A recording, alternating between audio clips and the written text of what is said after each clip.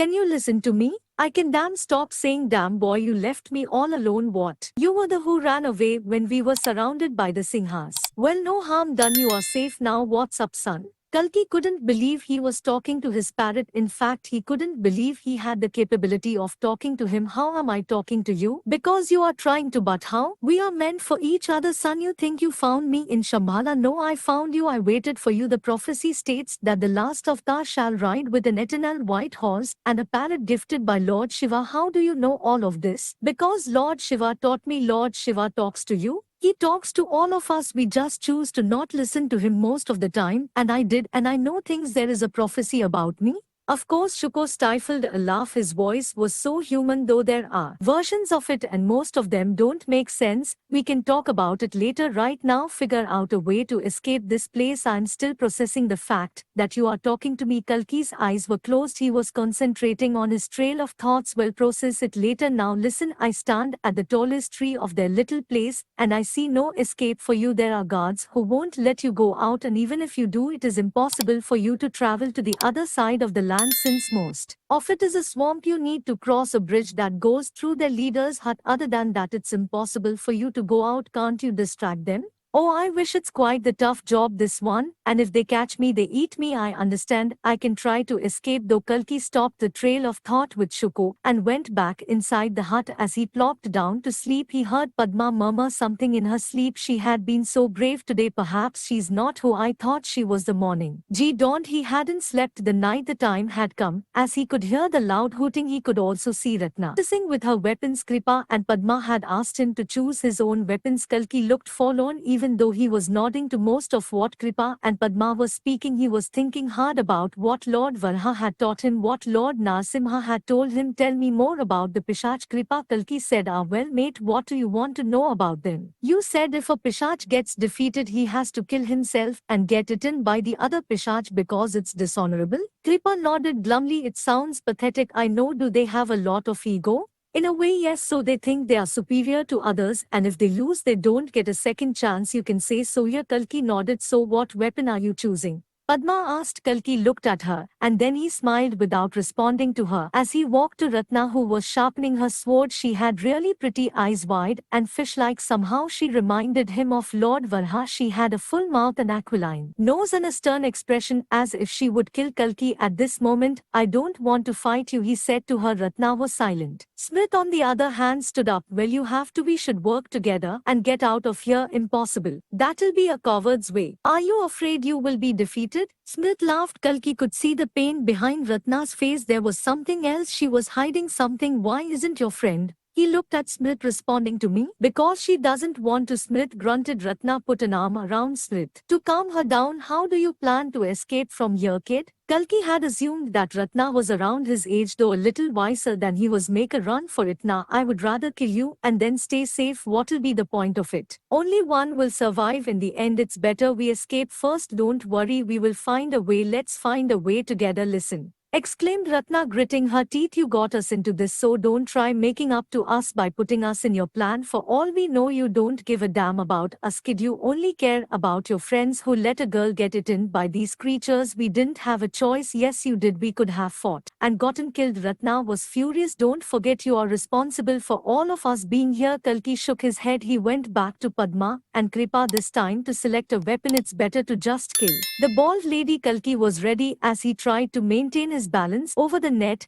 and in front of him stood Ratna Maru with her sword. They both had swords, for they were well versed in the art of net dangled. When they moved, Kalki made sure he wouldn't get his feet stuck like Padma. He looked at Brahmaputraksh, who was doing the same ritual again, announcing the fight, letting the duel happen in his strange exotic language. We all have a choice. Lord Varha's words echoed in Kalki's mind as he looked intently at Brahmaputraksh, of doing the right thing. As Brahmaputraksh was about to clap, Kalki yelled, wait. The leader of the Pishach stopped speaking. All the Pishach looked at Kalki. What is it? Kalki raised his sword straightening towards Brahmputraksha. I challenge you for the duel. Lord Kali was prepared. He didn't know much about wrestling, but it didn't really matter. He would crush Arjun as he wrapped bandages around his palms, made his dhoti tighter around the waist and wiped sweat from his face. He was visited by Lord Kuvera. What on seven heavens are you planning to do? The fat man burst in Kali's office as Coco and Vikoko tried to push him out. Kali waved his hand at Coco and Vikoko to stop. You are an idiot to do this, he continued. Kali cracked his knuckles. Do not worry about this. He went outside the room as Coco and Vikoko followed him with Kuvera at the back trying to meet his pace. I have it under control. People are in agony. I don't want the king of this city fighting a petty prisoner. They need to see who's in power. Kali grunted as they reached outside the fort where his horse was waiting for him. They know already. What you should be doing is scouting the streets with your men and stopping the prisoners. Kuvera was turning red in anger. Kali sat on the horse ready to go to the wrestling field in the outskirts of the city. I promised a fight and I shall deliver it. He looked at Coco. How many have you gathered at the field? Many, my lord. They are quite excited for the match. We have managed to contain the news about the prisoners' escape. Coco responded sitting on his horse. I'm glad. Kuvera shook his head. You are being an idiot, my lord. You are afraid, aren't you? Kali grinned that those prisoners might just come over to you at night and slit your throat. You are afraid for your life. Kuvera didn't say anything, but there was a flash of it. The fear that held him tight grappled him hard. You are being selfish right now. That's not how a king behaves. I let Vedanta die because I believed in your vision. No, you believed in taking Nagpuri, and will you deliver it when you can't even control your own city? Kali sighed as he stepped down from the horse and grabbed Kuvera by the throat, pulling his fat body up. Don't think that just because you helped me with Vedanta you owe me something. You owe me nothing. I crack your skull today and the yakshs will be mine. You are lucky I'm being nice, but if you keep calling me incompetent you'll meet Vedanta soon. And he pointed at the long spikes which were stuck and pierced to the ground with dead impaled corpses that had flies brimming around it. All right? Kuvera nodded. Kali dropped Kuvera and he fell on the ground coughing loudly. He mounted his horse and left for his fight. Mansa knew what was going to happen. She was tied up in a rotten cell and she had no idea what was happening to Nanda. She wanted to cry, but she had to be strong. The Naga prisons were ordinary though they floated on the river and they were quite small in size. Outside they had a stony path which floated over the water and that led to the main shoreline where Nagmandal was. There were individual prisons spread across the entire city and presumably Nanda was in the other floating cell. She saw a shadow on the wall and realized it was none other than Kadru in her battle gear, armor and knee pads with a dangling sword. The Naga guard opened the door for her. She entered inside, her face impassive. How are you doing, cousin? Kadru asked. Why are you here? Mansa quietly said without looking at her. You backstabber, how could you be idiotic enough to believe Jamun? To bid you farewell since you are being punished for treason. Treason? What have I done against the crown? You are the one who should be in for treason. You shouldn't have come. Kadru sighed. I didn't want to kill you. After all, you are my cousin, my blood, and I should never hurt my blood. You murdered Vasuki's children. At least you could have left them. I shall never forgive you for that. Kadru nodded. I don't want you to forgive me. I did what I did out of necessity. What necessity? Kadru twisted her lips thoughtfully. Ah shit, you are about to die. What the hell? She pulled out her arm gear to reveal deep-seated gashes over it that ran from her elbow to the wrist. I have been hiding this from people. What is this? I am dying. In fact, I will be dead in a few days if I don't find an antidote to this poison running in my veins. Mansa understood the situation. That's why you need Amrit. You need to save yourself. Yes, Kadru sighed. I have to do it, otherwise I will die. And you know how much I fear death. Oh, how Mansa knew it in her childhood. Whenever Kadru thought about how she I'll have to die one day, she would curl up in Mansa's arms crying. Mansa would pacify her saying that they would go to Vaikuntha, the abode of Lord Vishnu and Lord Shisha, but that doesn't justify you killing kids and families. Taraksha wasn't ready for a peace treaty, otherwise he didn't get the satisfaction of killing Vasuki, so he went for the family and you let him. Mansa sighed. So your plan is to visit Taraksha, learn about his city, take the Amrit. That's scarcely there. We know he has a lot of reserves. We have got inside sources. We just need a way in, and once we get in we take the Amrit for good. That's what my father tried to do and you know what happened to him. killed by his people for following this mad idea. I know, Kadru smiled. That's why I have Jamun for that, to handle the ministers and the army. They are under control and they are ready for this. They are just angry that the Supans are getting everything. It's time they share the good things with us. The problem with Vasuki was that he had been more interested in politics with Lord Kuvera Yaks, who were never really anything but thieves and idiots. He had been in constant conflict with Kuvera, but he had forgotten about Taraksha, and that's what bugged Jamun. Taraksha has far more intelligent and necessary resources. We need them for Nagpuri to survive the next 1,000 years. Supans are a disciplined tribe while Nagas are famous for indulgence. My dear, Kadru stood up, leaving for the grilled gate. Oh, we have changed since those times. We know where to use the Amrit this time. Where? We know exactly how to use it, and once I'm cured we will conquer the entire Dakshini and then go for Udayas. I'm going to change the entire Ilavarti with the plans I have. The Nagas will grow in number. They'll not be a little tribe in the outskirts anymore. They'll be supreme leaders of Ilavarti. By cousin, it was nice chatting with you. I will be attending your execution. And she left, leaving Mansa to wonder what Kadru was going to do with the Amrit. Kalki realized it won't be wise to fight Brahmaputraksh when he stripped his clothes away, just wearing a loincloth. Kalki saw strange ink designs all over his body, strange and velvety, some of them glimmering in the sinister light. He jumped on the net and Kalki saw him tiptoeing his way around. He walked elegantly and unlike the others, his feet didn't get stuck in the net. Brahmaputraksh pulled out two chakras and his hair fell. They were waist long. The chakras acted like hairpins. You know what these are? He asked, touching the ink designs. No, karma, my deeds, all the crimes, the murders, everything I have done, it's there in the Pishachi language. And now I will ink your name next. Once we are done, that is good luck. Shuko spoke. Kalki looked up. As he saw Shuko sitting on one of the many branches, he grinned at him and then looked at the dangling Pisaks who were waiting for him to be defeated by Brahmaputraksh, almost licking their lips in anticipation. Kalki pulled out his sword and waited for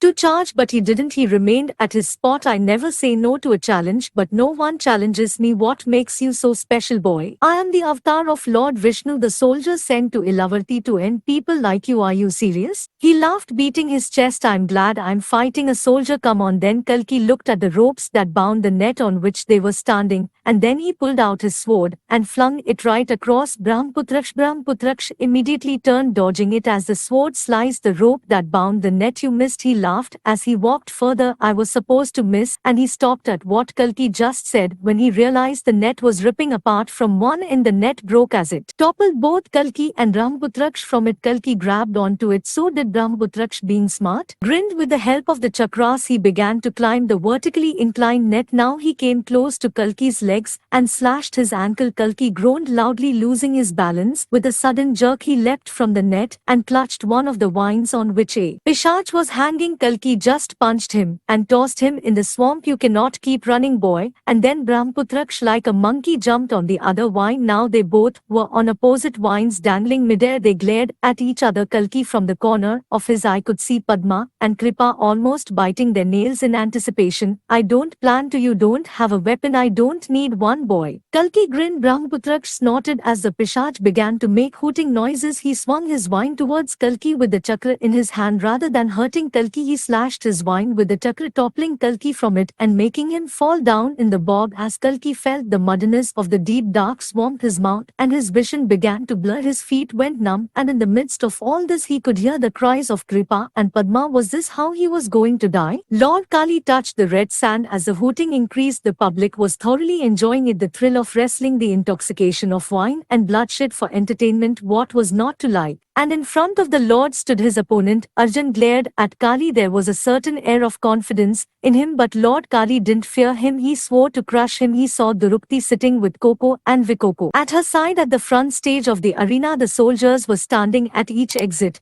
and entrance with spears and javelins ready to strike if anything untoward happened. Master Reddy came on the arena and clapped his hands to start the match. Kali expected Arjun to pounce at him, but he didn't. He remained afar. I haven't told you this, you know, Kali prompted him, jumping in the air to energize himself. You will be happy to know that I have taken care of your friends. Arjun was silent. I was keeping this a secret, but this would be the perfect time to tell you the sun was harsh and the smell of sand engulfed their nostrils, while the public cheered loudly. I burnt your friends down. At Ratri's house they all died. You know each one of them. Arjun's eyes widened a fraction. You destroyed my court, they paid the price for it, and now you killed Kalki? He quietly spoke. Yep, he burned just like all your friends. There were so many of them, so many bodies. In fact, that Ratri's friend, the big guy. Kali scratched his head. Bala, Arjun sighed. Yeah, I broke his spine like I will break yours today. You killed him? Arjun looked up. I thought I would take pity on you, but I have changed my mind. Pity? Kali stifled a laugh at that. Arjun ran towards Kali with full speed. Kali dodged him. Arjun turned and then with a swift vehement grabbed Kali by the legs. Kali began to elbow him on the back,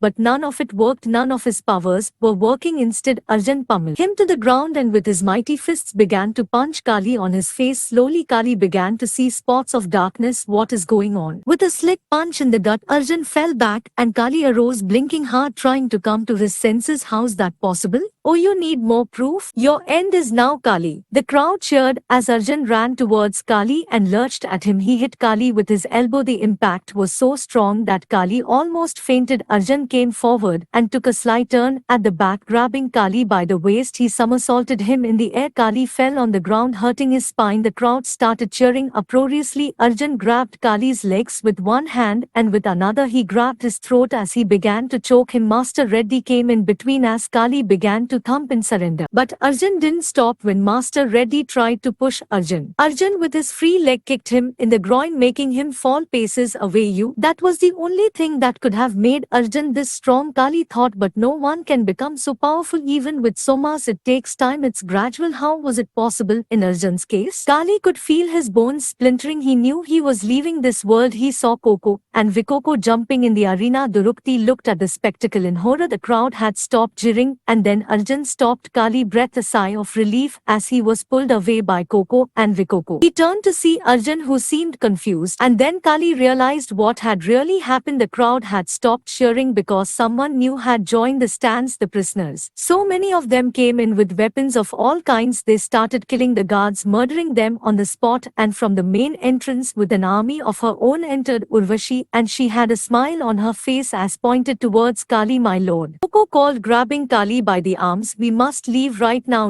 No, he was being pulled by his guards as he saw the undefeated Arjun standing frozen amidst the entire mayhem. The arena was filled with soldiers and prisoners fighting each other as Kali was pulled away from all of it with Lady Durukti in the center. The people were trying to exit and most of them did, though the nobles were killed in the process. He didn't see Kuvera anywhere, though blood splashed and sprayed as Kali began to realize that his end had arrived, and it had arrived for good. Mansa was bound and gagged as she was taken to the execution. River Nagas had a different way of treating criminals. Death by drowning, it would either be that or beheading, but for her and Nanda as of now it was drowning. She was being pushed towards the lake. She was to be drowned right here with her mouth gagged and her hands tied. Afterwards she was to be given a burial. Her coffin would be thrown in this very lake. They reached the shoreline where all the soldiers and nobles were standing. She saw Damun standing in his multicolored cloak covering his fat body. He was glaring at her. She glanced at Nanda. He looked apologetic. Kadru stood in front of them close to the lake. In the name and holiness of Lord Shisha, who has created the beautiful land of Nagpuri, we sentence you to death. Nanda's mouth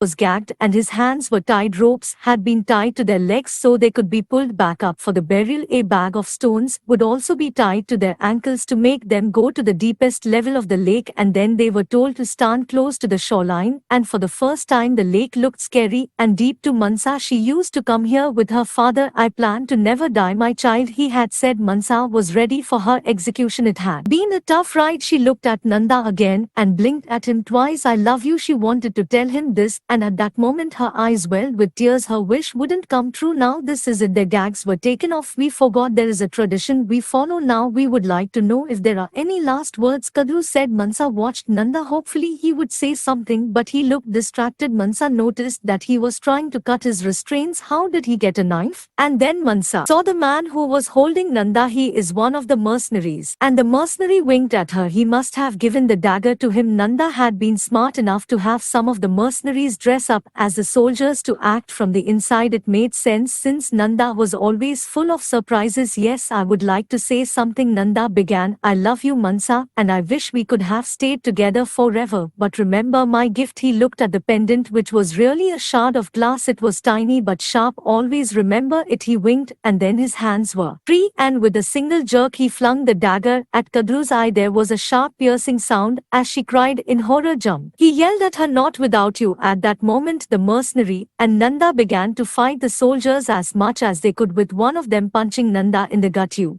need to jump." Mansa realized the urgency when one of the soldiers came to grab her. She elbowed him. She immediately jumped in the lake. He saw Kadru yelling in pain, but she also saw Nanda being stabbed in the stomach again as the mercenary got beheaded by Jamun's men. "No, please don't die." She couldn't see what happened after that. Water engulfed her as she desperately tried to stay afloat. The current was strong and took her away from the shore. She had no idea where this lake would take her. "Remember my gift." Mansa realized what Nanda had meant. She began to jerk harshly, letting the locket flow out of her neck. Then she grabbed the string tied by the mouth. She put her arm next to the conical shard of the locket and began to graze the ropes against the shard until they ripped apart. Her hands free, she now did the same with her feet. Once they were done, she flapped her arms and came on the surface, panting in relief. She had come quite far from the shores of Nagpuri Islands. She was now going towards a path she was unfamiliar with. The ravine was taking her into the unknown. As she swam in the lake, she recalled her husband's last words, "I love you too, Nanda, I always have."